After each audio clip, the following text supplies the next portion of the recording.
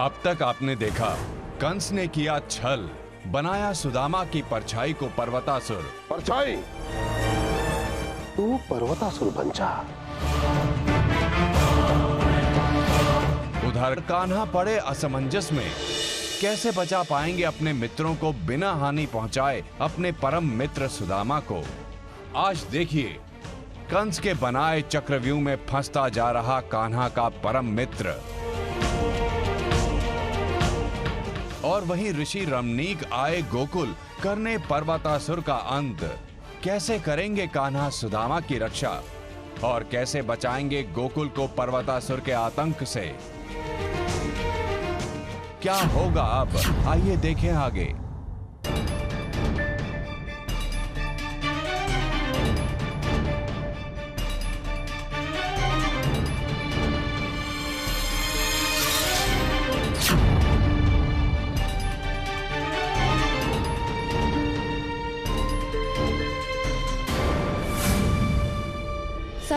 सबकी परछाई बन रही है। इसका अर्थ है मैं ही पर्वतासुर हूँ। मैं एक राक्षस हूँ।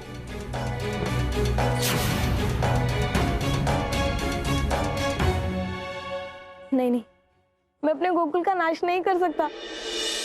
मैं गोकुल से दूर, बहुत दूर चला जाऊंगा, मेरे सभी मित्रों से दूर। समय आ गया है विकट कि पर्वतासुर संपूर्ण गोकुल का विनाश कर दे। और ये सुंदर दृश्य मैं और कृष्णा साथ साथ देखेंगे, परंतु मैं प्रसन्न ही प्रसन्न होऊंगा और कृष्णा विवश, अति विवश हो जाएगा।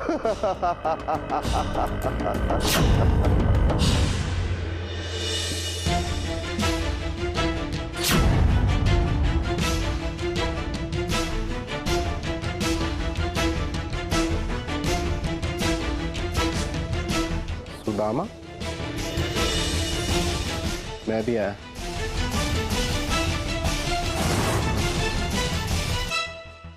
कान्हा, अगर सुदामा को किसी ने इस स्थिति में देख लिया तो वो इसे पकड़कर मार देंगे।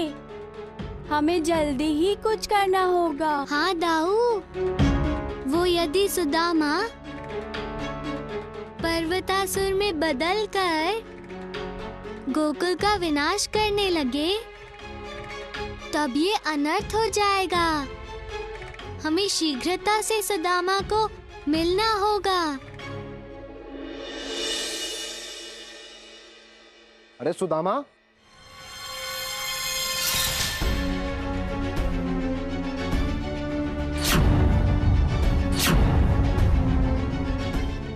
पुत्र, तुम यहाँ क्या कर रहे हो? क्या तुम्हें यह ज्ञात नहीं कि गोकुल में वो दानव पर्वतासुर घूम रहा है? छोटे बालकों को बाहर खेलने के लिए मना किया है नंद जी ने। तुम्हें अपने घर जाना चाहिए। हाँ, मैया ने मुझे सूखी लकड़ियाँ लाने को कहा है। मैं वो लेकर बस घर जाता हूँ। पर शीघ्र घर चले जाना। हाँ। चिंतामणि काका को क्यों नहीं दिखा कि मैं परछाईहीन हूँ?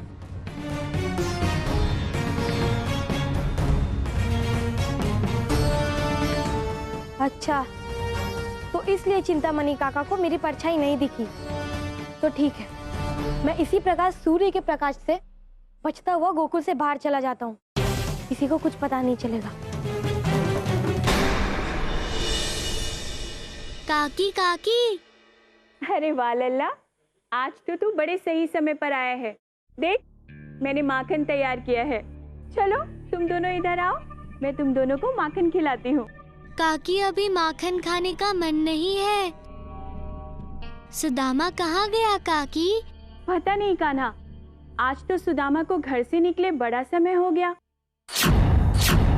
और मैंने उससे ये भी कहा कि कुछ समय रुक जाए और ये ताजा मक्खन तेरे लिए ले जाए, किंतु उसने कहा कि आज वो तुम्हें मिलेगा ही नहीं। काकी, आपको सुदामा ने घर से निकलने से पहले कुछ तो बताया होगा। नहीं, किंतु बात क्या है बलराम? कान्हा, सब ठीक तो है ना? चिंता की कोई बात नहीं है काकी। कान्हा, तुमने आज माखन छुआ तक नहीं। मैं कैसे समझ लूं कि चिंता की कोई बात नहीं? तुम सुदामा को खोजते हुए यहाँ तक आ गए और सुदामा ने मुझसे कहा कि वो आज तुमसे भेंट नहीं करेगा। कान्हा, मेरा सुदामा सकुशल तो है ना? सुदामा को कुछ नहीं हुआ, वो तो हम खेलने के लिए उसे बुला रहे थे। कान्हा, मेरा सुदामा बहुत भोला है। जब तू उसके साथ होता है ना, तो मैं बहुत निश्चिंत होती हूँ पुत्र। तू उसका साथ कभी मत छोड़ना लल्ला। रखेगा ना तू मेरे सुदामा का ध्यान? हाँ काकी, ये भी कोई कहने की बात है। सुदामा मुझे अपने मित्रों में सबसे प्रिय है। जानती हैं क्यों? क्योंकि वो मन का बहुत भोला है। आप निश्चिंत रहिए, मैं अपने सखा के साथ सदैव रहूंगा।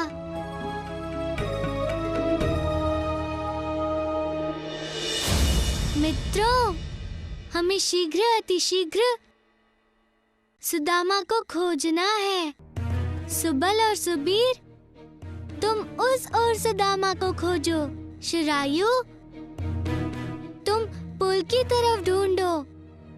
हाँ मित्रों, स्मरण रहे, यदि तुम्हें सुदामा दिख जाए तो तुम्हें उनके समीप कदापि नहीं जाना है, अपितु तुम्हें तुरंत आकर कान्हा को सूचित करना है। किंतु क्यों? क्योंकि अब सब छुपम छुपाई खेल रहे हैं और मुझे सुदामा को पकड़ना है।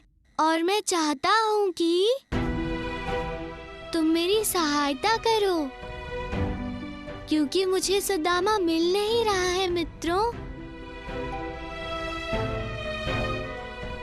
अब तुम लोग जाओ।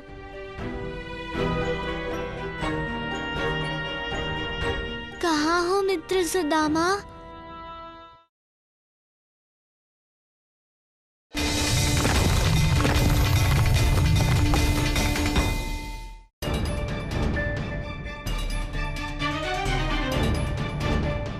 मैं इस जंगल में आगे जाकर छुप जाता हूँ। यहाँ मुझे कोई नहीं देख पाएगा।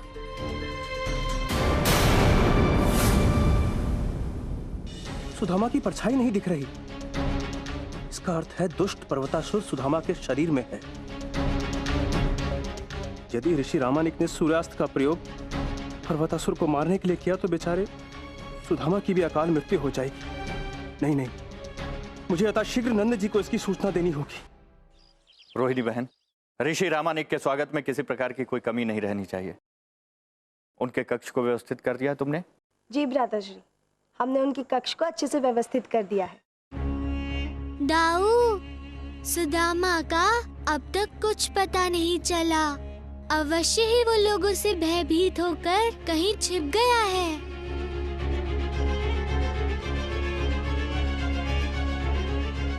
कान्हा,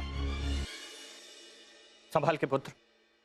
कान्हा, आज तुम्हें ज्ञात है हमारे घर पर ऋषि रामनिक पधार रहे हैं। तुम्हें बेहद सतर्क रहना होगा। उनके सामने छोटी से छोटी त्रुटि भी नहीं चलेगी, अन्यथा उन्हें क्रोध आ गया तो बहुत अनर्थ हो जाएगा। ठीक है? हाँ हाँ लला, ऋषि रामानिक के कार्य में विघ्न मत डालना। आशा है कि ऋषि रामानिक बहुत जल्द पर्वतासुर का अंत कर देंगे।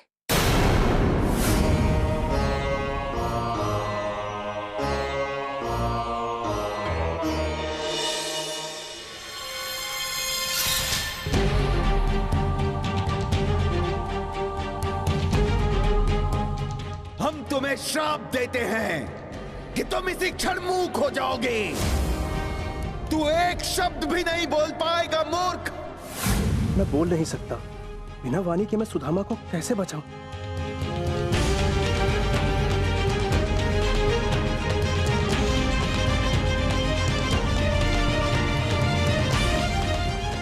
ओम सूर्य देवाय नमः।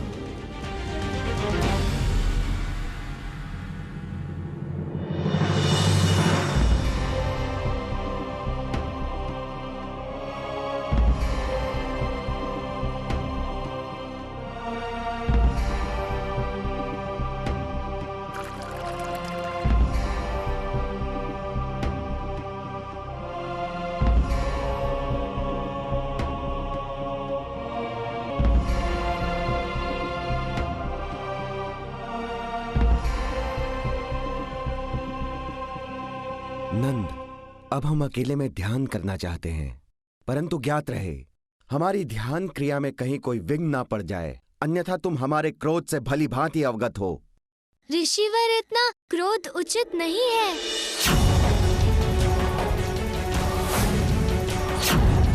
तुम हमें बताओगे कि क्या उचित है और क्या अनुचित? मैं तो बस वो ही कह रहा हूँ जो सत्य है ऋषिवर। क्रोध अज्ञानता का प्रमाण है। उदंड बालक, तुम मुझे अज्ञानी कह रहे हो? इतना दुस्साहस!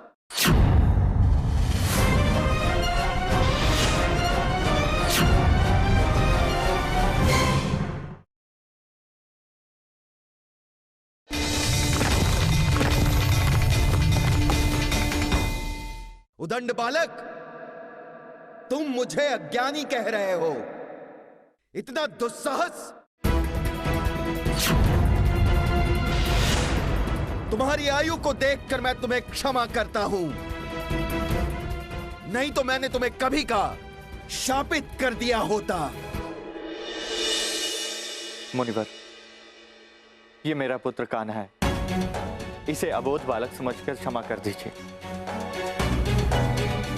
हाँ मुनिवर, मेरा बालक थोड़ा सा चंचल और वाचल है, कृपया करके उसे क्षमा कर दीजिए। समझाओ इसे नंद। अब हम ध्यान क्रिया में बैठने जा रहे हैं और तुम चिंता मत करो नंद। आज अगर उस पर्वतासुर ने तुम्हारी गोकुल नगरी पर आक्रमण किया तो उसका अंत अवश्य होगा। ये क्या? ऋषि रामानिक पर्वतासुर को मारने के लिए सूर्यास्त का आह्वान करने जा रहे हैं। मुझे मुनिवर को रोकना होगा। सूर्य नारायण नमः।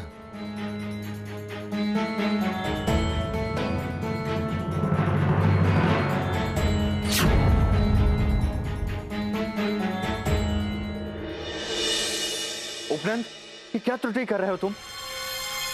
मूर्ख! मुझसे शापित होने के पश्चात भी तू मेरे क्रोध से परिचित नहीं हुआ है। तू मेरे कार्य में बाधा डालना चाहता है? जा, मैं तुझे इसी क्षण श्राप देता हूं। आज से तू स्थिर रहेगा, शिला बनकर जिएगा।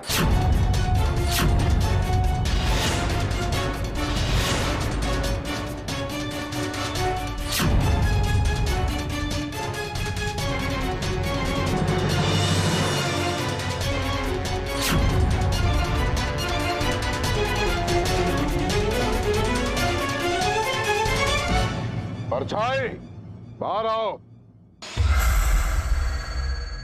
आज्ञा दीजिए महाराज। परछाई, शीघ्र अतिशीघ्र पर्वतासुर बन जा और संपूर्ण गोकुल को शीघ्र अतिशीघ्र नष्ट कर दे। जो आज्ञा महाराज।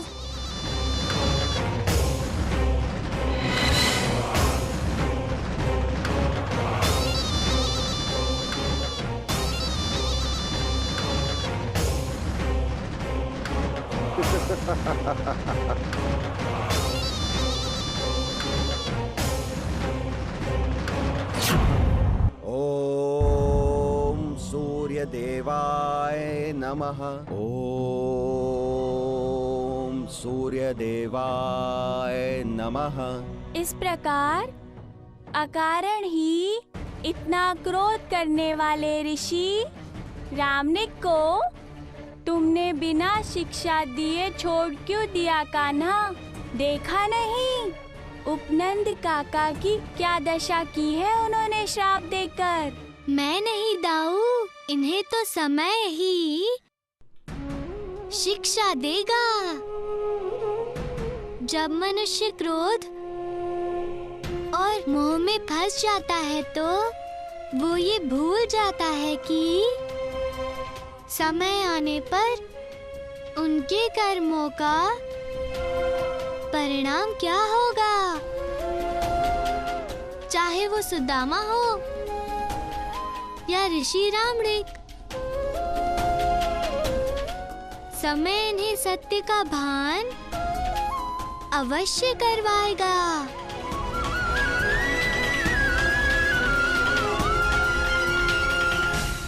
हे राम, नंदराज, अब क्या होगा? अब तो दिन का दूसरा पहर भी समाप्त हो गया। और स्मरण रहे नंदराज, यदि आज तुम असफल हुए तो तुम्हें तुम्हारा ये ग्राम प्रमुख का पद त्यागना होगा। नहीं जादूगर, मुझे मेरे पद का कोई लोभ नहीं, किंतु मैं ये अवश्य चाहता हूं कि मेरे गोकुल पर जो आपदा आई है वो शीघ्र अतिशीघ्र समाप्त हो।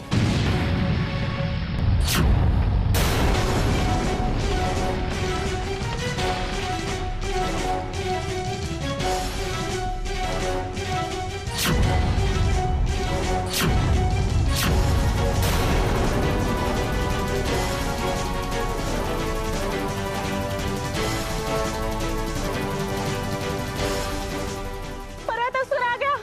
ये तो बहुत ही भयानक राक्षस है। भागो यहाँ से।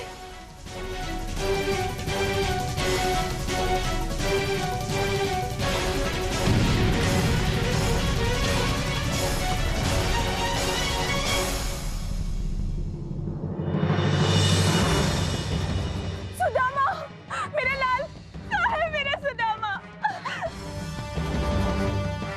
कान्हा, बलराम,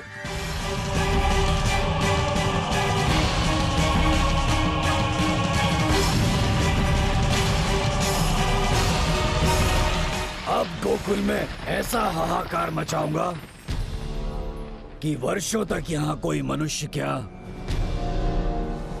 कोई पंछी भी नहीं आएगा।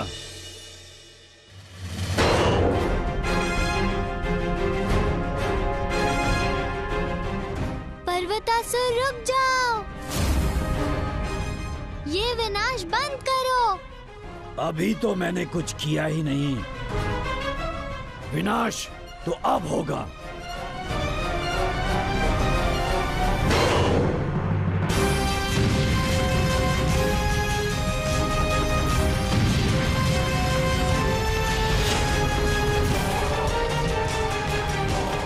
सुदामा मित्र, मैं जानता हूँ कि ये तुम हो जो पर्वतासुर के भीतर हो। कृष्णा बचाओ, मेरी रक्षा करो। मैं पर्वतासुर से बाहर नहीं आ सकता। मेरे शरीर पे मेरा कोई नियंत्रण ही नहीं है।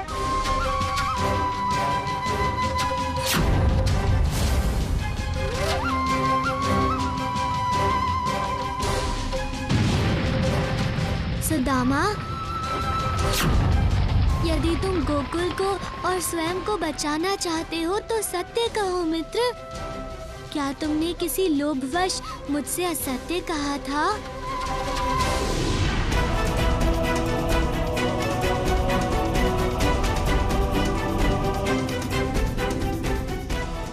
स्मरण रहे मित्रों, लोभ करना बहुत बुरी बात है।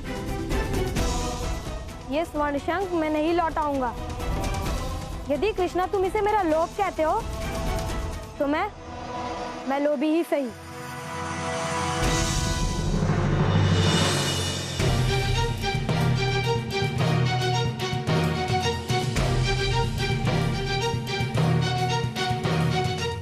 मेरी परछाई, मैं परछाईहीन हूँ। तुमने स्वर्ण शंख का लोभ किया और उसी के कारण तुम्हारी ये दशा हुई है मित्र।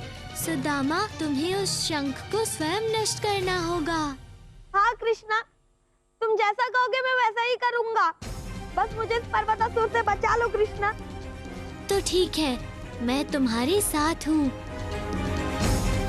शीघ्र बताओ, वो शंख कहाँ रखा है तुमने सुदामा? वो शंख मेरे घर में रखा हुआ है। अरे कान्हा, कहाँ जा रहे हो? यहीं रुको। मुझे पर्वतासुर को रोकने का उपाय मिल गया है दाऊ। मैं अभी आता हूँ।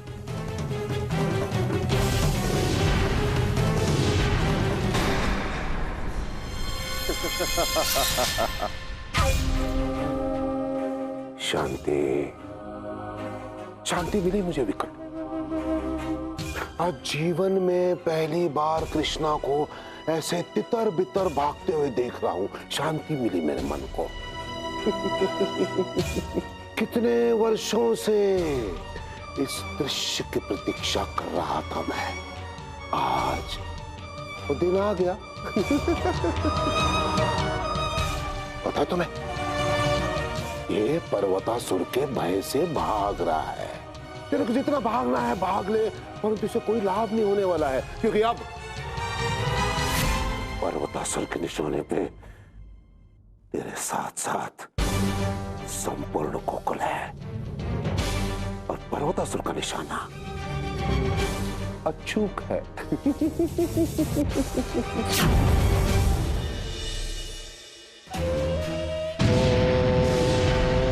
ओम सूर्य देवाय नमः। लगता है कोई ऋषि तपस्या कर रहा है। ऋषियों की तपस्या भंग करने में मुझे बड़ा आनंद आता है। पर्वतासुर के ऋषि रामनिक के समक्ष पहुंचने से पहले मुझे शंख ढूंढना ही होगा।